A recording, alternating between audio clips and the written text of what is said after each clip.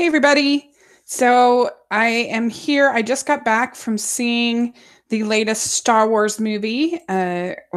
Just saw Solo, a Star Wars story. So that was pretty exciting. And I thought just to do something different, I would have a little live chat. And so if anybody happens to get on the chat room, this will be spoiler free. You're just going to hear some of my thoughts. So yeah, I think that there's all kinds of expectations and thoughts and responses to the last couple films. So I kind of summarize, just in case you're not aware.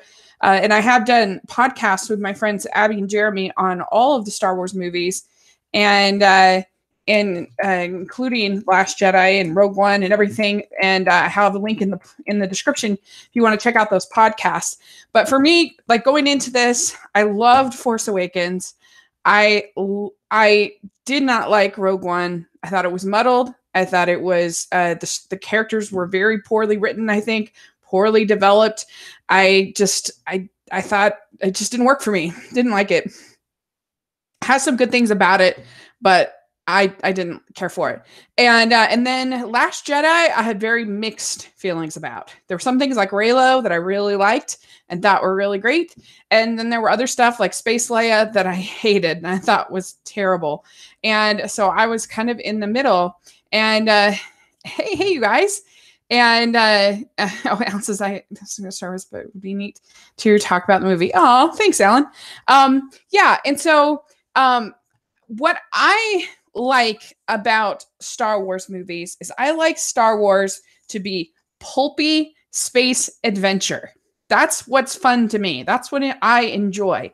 I don't really want my Star Wars to be deep or philosophical or to have, all of these, I don't know, like layers and political connotations and stuff like that. I mean, I just want to leave the theater just being like, yeah, that was that. I'm cheering to have them have momentum, to have heroes' journeys that I'm a fan of. That to me is what I like out of a Star Wars movie. For years, my favorite Star Wars movie was the original Star Wars, New Hope. And I know everybody says Empire Strikes Back, and that is the best made Star Wars movie. But in my opinion, I think the original Star Wars is the most fun and the most like just cheering and when they destroy that Death Star, it's like so exciting and just getting to know all these characters. That's what I like. And I thought that Force Awakens brought me that in spades and was just a fun space adventure. And that's what I think that this movie does right. I think that it is a really satisfying space adventure. And so it's definitely, without a doubt, my favorite of these last three films. I definitely like it better than Last Jedi, and I definitely like it better than Rogue One. So there you go. That's like my initial response there. But that doesn't mean that I think that it is perfect. That's for sure. So some of the things that I have problems with this movie, Solo, but I don't think that any of the Star Wars movies are perfect. I don't think that I think they all have things that are good and they all have things that are bad. And so it just depends on what you're looking for in a Star Wars movie, I think. And this one, I also like the fact that it really felt a little more grounded. It felt more like a space adventure and not, it didn't really feel like a fantasy movie, which definitely I think Last Jedi did with like hologramming and like, just some of the more fantasy elements like Leia surviving in space and things like that. And this felt a little more grounded to me. Anyway, so things I didn't really like. This movie is definitely probably 30 minutes too long. There's a spot where I really felt like, okay, we just had this really exciting thing with the parcel run. And I don't think that's a spoiler. Everybody knows that's in the movie. And it's just, it feels like this would be a good spot for them to all, give high fives, end the movie. Perfect. And then it goes on probably another 35 minutes at least. And I would not have done that. I would not have made that decision for me. Also, there is a droid that is that I think is F8, I think is the name of the droid. And the whole purpose of this particular droid is to fight for equal rights, fight for equal rights. And like in situations where like people are like blasting fire and there's the middle of like a fight, you know, like that's not where you do something like that. Like it felt inauthentic to me that she would be saying those things at those moments. So it just came off as a really kind of shrill and irritating character to me, and a really just sort of SJW character. And I don't know, it reminded me of one of those kind of annoying people on Twitter that just like won't let anything go and are like, so I really didn't like this droid. I thought she was pretty annoying. But other people have liked her. This is just my opinion. That's all I'm sharing. Then I also thought that I didn't really take the leap and I didn't feel like these were really the old characters, except for Chewbacca, that like we had known in previous films. It's not that they were bad. They were all fine. But I don't know. I just, for whatever reason, couldn't make that leap of like, I mean, I almost wonder if they should have made this movie animated. I think I might have been able to have taken that leap a little bit better, because I know with Rebels and with Clone Wars, when there's animated versions of these characters, it's easier for me to kind of accept them as these characters. But I don't know. It was just, I couldn't quite make the leap and accept these characters. But yeah, so let's see. L33T Leet is the droid's name. Sorry about that. Yeah, this is an example of modern culture having a negative impact on these films. Yeah, I agree with you. Rewind, replay. Completely agree with you. Like this felt just forced and preachy, and it didn't feel authentic to like what any character would be doing at that point. Like I said, there's blaster fire going all around, and she's sitting in there. Equal rights. Like that didn't feel authentic to me, and that the character with any sense at all would do. So, yeah. I'm glad that you felt the same way, at least. There's also, I think, a problem with this movie where they really can't, not only is it just a little bit hard to feel like these actors are these characters that we know and love, but there's all these characters that they introduce, and none of them can really be developed that well. It's not as bad as Rogue One, where like Rogue One, I didn't even know most of the characters' names. I remember I was in it by like 2 hours in, and somebody mentioned the name Bodhi, and I was like, who is that? I have no idea. And when we were talking about it on the podcast, I just had to say, well, I guess I forgot the droid's name, but when I was talking about on the podcast, I just had to say like the one who shoots a lot, the one who's the the Donnie Yen one, because I don't know, they were just so unmemorable. Here, I don't know, I felt like they were better, but still, I don't know, they just felt like archetypes, and there were a lot of characters that were underdeveloped, like Thandie Newton is only in it, not in it for very much. Paul Bettany isn't in it for very much. Like they all do fine. And also, honestly, for how much people were praising him, Donald Glover isn't in the movie all that much. I was kind of surprised. Let's see here. Alan says, I just noticed the title of this stream is Spoiler-Free Solo, a Star Wars Story, not Spoiler-Free Solo, a Star Wars Story. Modern culture references would break me out of the suspension of disbelief, and it's also might not age well. SJW droid crap. Train scene was good, though. Yeah, I agree with you. The train scene was really good. I thought the parcel run scene, that whole sequence with the heist was really fun. It was very enjoyable. Overall, I just left with a smile on my face, and I thought that, I don't know, it's just the kind of Star Wars movie I like. I thought it was, had energetic performances. I thought it was, it was an adventure movie. It was a pulpy space adventure movie. And, yeah. And, I thought that Emilia Clarke was fine in the movie. I'm not a huge fan of hers, but she was way better in this than in Terminator Genesis. That's for sure. And there's a big reveal at the end that was very grown inducing that I was not a big fan of. I feel like Thandie Newton and Paul Bettany may have been filming Westworld season 2 and Avengers. Their scenes were very segregated and felt very separate. Yeah, I wouldn't be surprised if that is the case. Duke Elder says, we have to talk about what was on the hologram. On the hologram. I can't. Oh, it's on the hologram. But no spoilers. No spoilers. Yeah. The big reveal at the end was pretty groan-inducing. I was not a big fan of it, but whatever. It's not a deal breaker for me. Overall, like I definitely want to see it again because I thought it was a pretty fun movie. But whereas I had no desire really to see Last Jedi and Rogue One again. So I think it comes down to what kind of Star Wars movies you like. And if you like movies that are, pulpy space adventures, then you'll like this. If you want them to be all like deep and big and I don't know, then you'll think this is kind of hollow and flat and silly. But I don't know. That's just kind of the way I see it. And it was just nice to get a break from I really was not a big fan of Last Jedi, how they used the Force in that movie. And I don't know. I feel like the Force is just getting more and more diluted.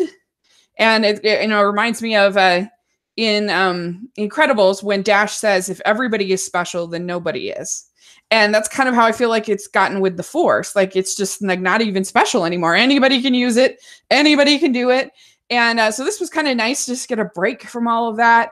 Just have like a fun heist movie that Donald Glover is really charming. He's not in as much as I would like. Alden Ehrenreich is charming. But I just kind of felt like this is another character. It's not really Han Solo to me. But it sounds like a couple of you in the audience, in the chat room, who've seen it. What did you think?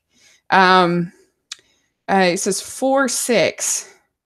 I don't know what that means, but anyway, I'm trying to think what else I want to say. It looked really beautiful. The cinematography was great. It was the same guy who did Arrival, and you could definitely tell. Of course, all the sets were really great, and it wasn't as muddy as Rogue One. I don't know. I just thought it was way more clear and competently told, and just a fun space adventure than Rogue One. And I think that it was better than Last Jedi, which to me was very mixed. Rewind Replay says, loved the way they used Chewie. Oh yes, I'm glad you mentioned that. Yeah, they really did a good job with Chewie. That whole part really worked. The meeting of Chewie and Han was so much fun. And any interactions between them was really good, and I enjoyed that. And there weren't a ton of Easter eggs. There wasn't there were some, and there was information that I didn't really need to know. I don't really care how Han Solo got his name. That's not interesting to me. But anyway, but they wasn't in Rogue One where there's that gratuitous shot of C-3PO and R2-D2 for no reason at all. There was nothing like that was I don't know, that to me was a problem. But it says, Stu Cliff says, I thought for the most part it was good. Couldn't stand the SJW droid robot. It seemed like it was getting set up for a sequel. Yeah, I agree with you. I agree with you completely. I didn't like the SJW robot. She was very annoying to me. And I don't know, I just didn't really buy that a character like Lando would be so attached to that kind of character of all kinds of characters. That didn't really feel right to me. And, but, I'm always curious for the next one, because they really didn't introduce a lot of characters in this. There's the Emilia Clarke characters. There's all the Lando characters. There's these these pirates that are kind of the Marauders that are introduced. There were a lot of characters, so I feel like actually in the next one it could be better because we've kind of gotten all of the stuff that is like the fan servicey stuff out of the way, and they can just like dive into some of this new things, which could be fun. Rewind played. Remy says, I like how it referenced the prequels, original trilogy and animated series. They were subtle, but there. Yeah, agreed. Alan says, how were the sound effects and special effects? Oh, great. Like, all of the Star Wars movies have had really amazing sound design and special effects. I fully expect this to get nominated for sound design like all the other ones have, for sure. And like, this isn't, it's different than the cinematography in Last Jedi, but it certainly had better special effects than Last Jedi. Like I said, that Space Leia scene I thought looked so terrible in Last Jedi. But this, everything looked pretty believable and pretty real. And Rewind says they used a lot of practical effects, which were awesome. And and then Duke Liv says they might tie it into just announced Boba Fett movie, which I'm not really that interested in a Boba Fett movie, to be honest. I mean, I don't know. Like, I think it's kind of hypocritical of the Star Wars fans to like get all upset about like how they used Phasma in the various movies. And like, honestly, it's not that different than how they used Boba Fett. And yet, like, Boba Fett is this beloved character. I think it's kind of silly. I think Star Wars fans can be kind of ridiculous the way that they like put these original films like on this pedestal that they are like perfect and that they're like, I don't know, they're good films and I enjoy them, but they're not perfect. Come on. So for me, it just depends on what kind of Star Wars movie that you like. If you like A New Hope and you like Force Awakens, I think that Solo is in the line of those two movies the most. If you like something like Empire Strikes Back or Last Jedi or Rogue One, this might not be as much your jam.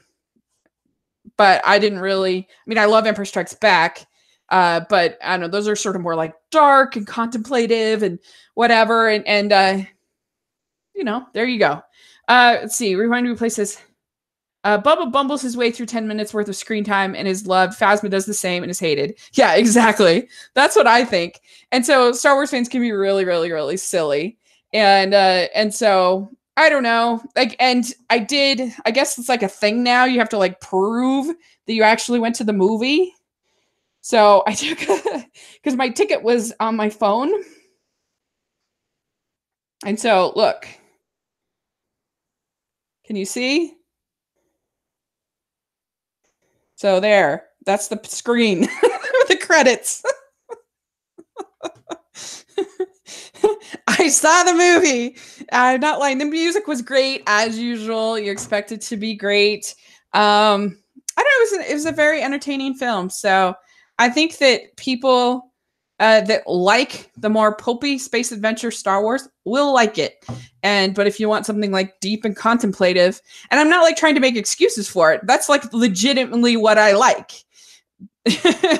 I like those kind of stories. I don't really like fantasy stories. I'm not a big fan of that kind of thing. So for me, something like Last Jedi, where they're hologramming and just stuff like that, like that's just not what I like. So this to me is what I like. So there you go. That is my thoughts kind of on Solo Star Wars story.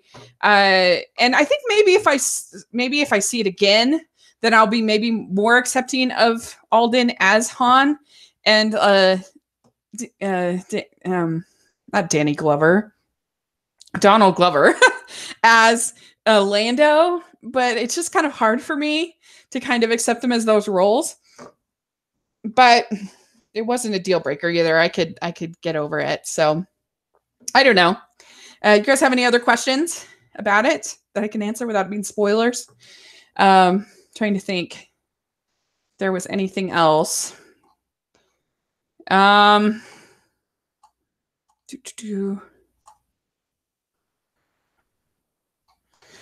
I think that covers pretty much. I think Woody Harrelson's character was fun for this kind of like space adventure. I thought that he was exactly what you needed him to be.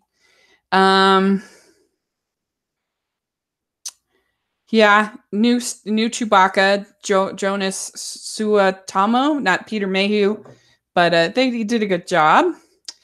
And yeah.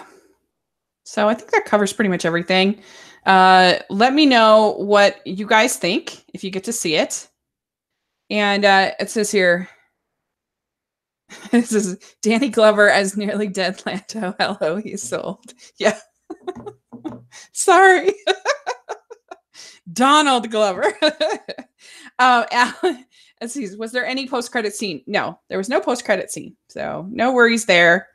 You can just go and enjoy it. And yeah.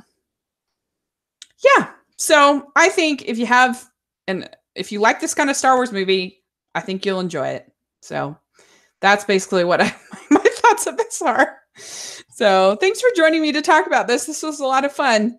And let me know if you like this kind of thing as opposed to a review, because it's a lot easier to do, honestly. So anyway, thanks so much, and I'll talk to you guys later. Bye.